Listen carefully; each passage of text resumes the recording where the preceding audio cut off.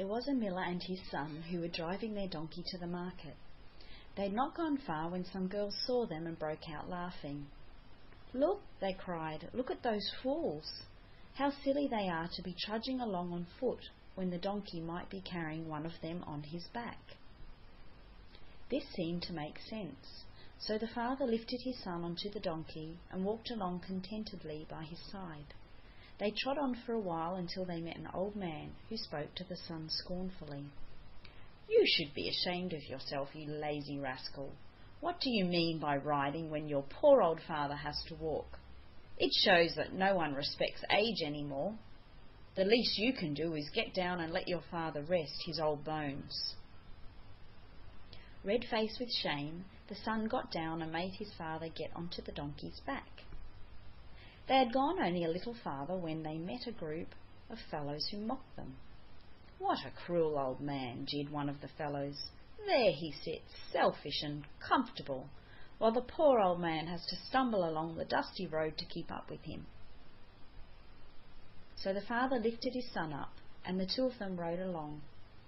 However, before they reached the market, a townsman stops them. "Have you no feeling for dumb creatures?" he shouted. "The way you load that little animal is a crime. You two men are better able to carry the poor little beast than you."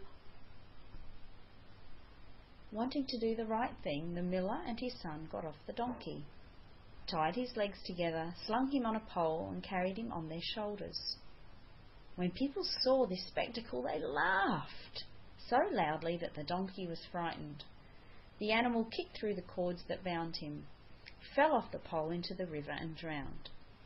The moral of this story is, he who tries to please everybody pleases nobody. And it's the same in your virtual assistant business.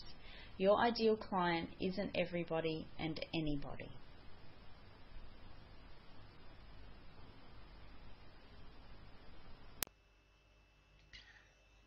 Do you like this story? Well, this is just one small part of a whole system that you need to put in place to get new clients. For example, you've just learned who isn't your ideal client. Well, how do you identify your ideal client? How do you figure out what they want? And how do you design services that they'll be banging your door down asking for? Well, click on the link below because the answer to those questions are provided on the next page.